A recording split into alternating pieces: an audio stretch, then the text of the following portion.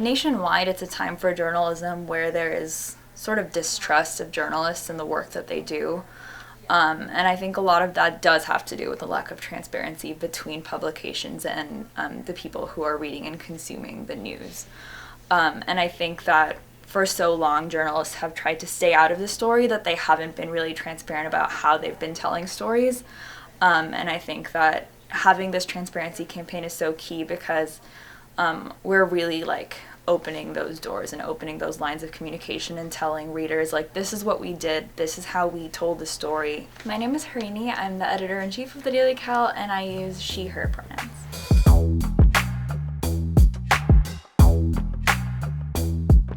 My name is Maisie Menzies. I'm the arts editor of the Daily Californian, and my pronouns are she, her, and hers. So Best of Berkeley is run by the Arts and Entertainment Department, so I'm the manager of the special issue. So the first step of Best of Berkeley is nominations. So all of the senior editors at the Daily Californian have a meeting where we decide on what the categories will be and who the 4 nominees for each category will be.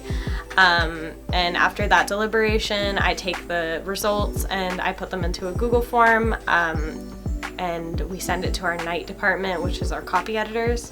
They copy edit it, make sure it's factually accurate, and that we haven't spelled anything wrong, and they send it back to me, and then I give it to our social media department that socials it out to everybody in Berkeley.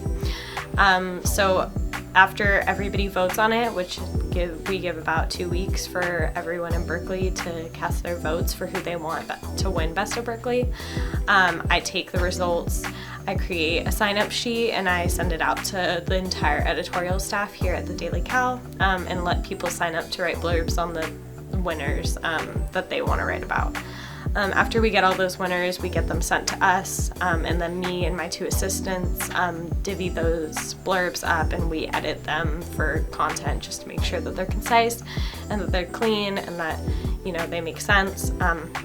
And then we send them to our copy editors again. Hi, my name's Nick. I'm the night editor of the Daily Californian, and I go by he, him, his. As the night editor, I'm the head of the copy editing department.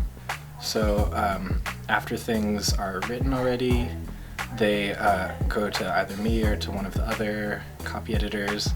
Then we check for grammar, AP style, Daily Cal style, check all the proper nouns, make sure they're correct. Basically just polishing what the writers have already done. And then after all of that, on the day of publication, which is this Wednesday, or the day of production, we will take all of those blurbs, and after designs the layout for the special issue, we will put all the blurbs into the paper to make them look nice, and that will end up being the paper that everybody picks up on Thursday. Hi, I'm Victoria. I'm the creative director here at the Daily Cal, and I use she, her, hers pronouns. So for Best of Berkeley, we have our winners, and a few weeks in advance, our photo department assigns the different winners to our staff photographers, or they have people volunteer, and they kind of just go and get the photos, and that kind of gets taken care of on its own. As far as layout design, we've actually just started talking about it, so I'm currently working with design. We came up with a cover illustration concept recently with Maisie, the arts editor. So that's in progress right now. The illustrator is working on that. As far as layout design, we've kind of looked at past issues and seen what worked and what didn't. So I think it's important for us to be transparent during the process of putting together Best of Berkeley and creating a special issue. For one, obviously, because we don't want people to think that the voting is rigged. This is a very community-based project, and we wouldn't be able to do it without everyone voting. So we just want to show the work behind that goes into it, into creating the issue.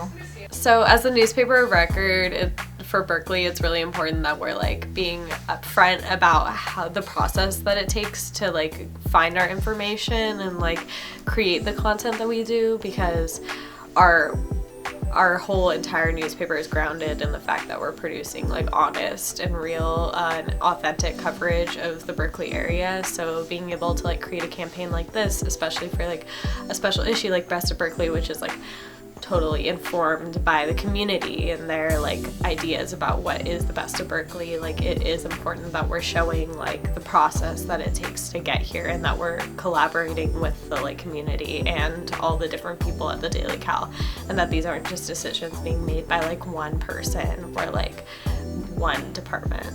Hi, my name is Chantal Lee. I'm the managing editor at the Daily Californian, and I use she, her, hers pronouns. Yeah, so for the Best of Berkeley issue, I basically kind of oversee all the content that we produce and the process for like nominations, voting, and then like actually producing the issue. I think Best of Berkeley is a really great special issue that we put out every year.